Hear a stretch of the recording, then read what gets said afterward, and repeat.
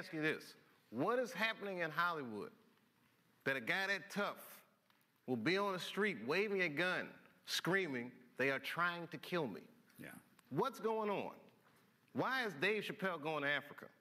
Why does Mariah Carey make a $100 million deal and take her clothes off on TRL? A weak person cannot get to sit here and talk to you. Ain't no weak people talking to you. So what is happening in Hollywood? Nobody knows. The worst thing to call somebody is crazy, is dismissive. I don't understand this person, so they're crazy. That's bullshit. These people are not crazy. They're strong people. Maybe the environment is a little sick.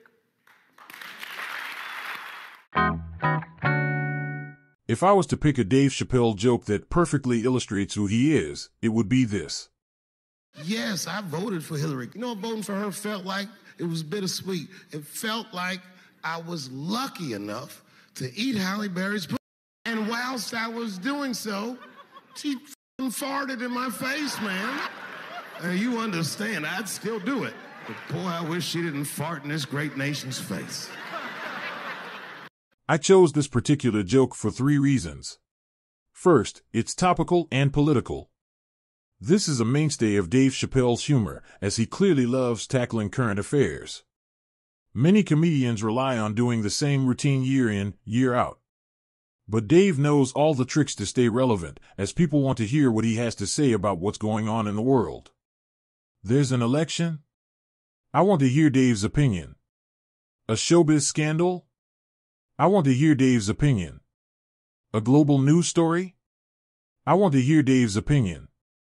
Second, it's obscene. Yeah, it uses rude language, dirty words, whatever you want to call it. But it's all about context.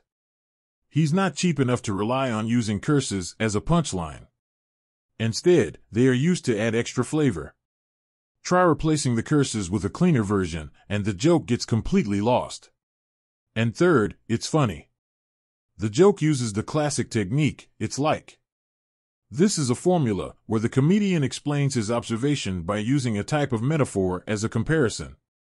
So in this case, he is explaining how bittersweet it was voting for Hillary by comparing it to, well, that thing with Halle Berry. It's absurd, but somehow still makes sense. Some may call him a risk-taker, a maverick, or perhaps needlessly offensive. Hell, some of you may even think he's overrated. Regardless, to his fans, he's an icon. He always creates a talking point. And he's been doing this ever since he was a teenager. So let's take a closer look.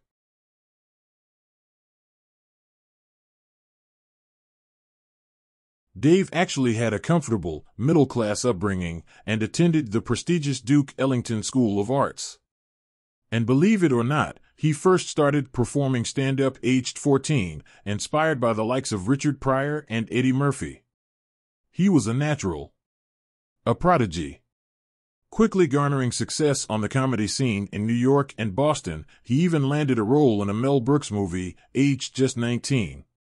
During the 90s, he had varying success in the world of acting, with several failed sitcom pilots, as well as small roles in Con Air, The Nutty Professor, and You've Got Mail. In 2000, he released his first HBO special, Killin' Them Softly, which was a critical and commercial success. This was really the first time we heard Dave tackle some deeper topics, such as police brutality, racism, and drug use. He was an angry young comedian who wanted to point out the hypocrisies and prejudices in the world. We were both seeing the same thing. What we understood was simple. Terrorists don't take black hostages.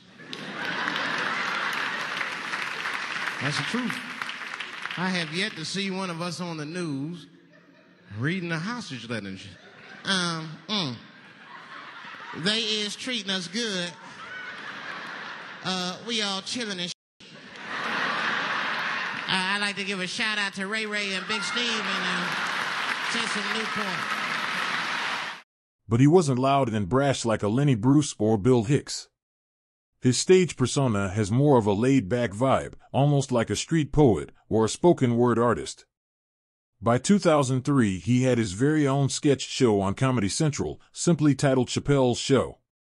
Though only 28 episodes were made, its success, influence, and notoriety are the stuff of legend.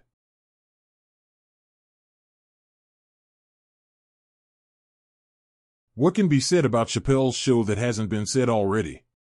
Yes, it made him rich and famous, but he was also pressured and exhausted. Dave also claimed there were racial conflicts behind the scenes, and his relationship with the network was falling apart.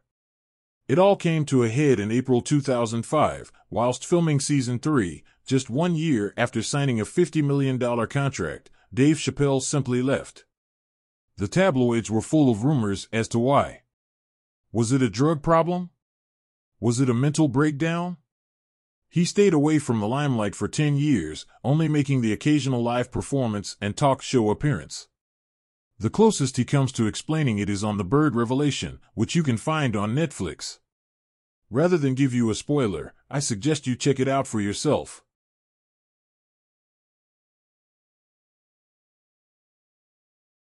The Age of Spin. Deep in the heart of Texas. Equanimity. The Bird Revelation. Sticks and Stones. The Closer.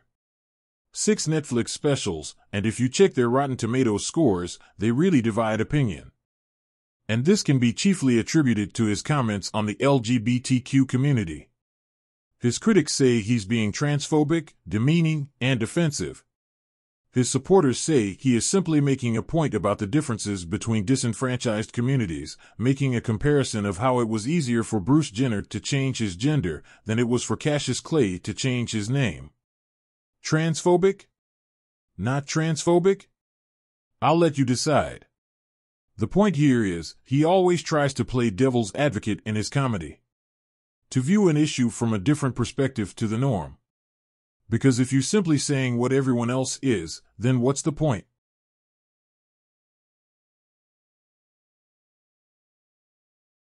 Dave Chappelle is perhaps the biggest comedy superstar of the 21st century. The type of comedian that isn't just a mainstream success and household name, but a performer whose art truly resonates with his audience. His departure from Chappelle's show was like a reawakening. Much like Richard Pryor and George Carlin walking off stage in Las Vegas, Dave abandoned the mainstream in order to be born again. And that's how fans can truly appreciate him, as they can see beyond the act and feel that he is real. And for Dave, that's what comedy is all about. Whether you agree with him or not, he's just keeping it real. Skylar, I'm going through some real tough, real times. Some nitty-gritty stuff. When you go through things like this, it helps you put it on perspective. I'm famous today. People like me today. You might not like me tomorrow. You never know. You can't count on it. The world can't tell you who you are. You just got to figure out who you are and be that, for better or for worse.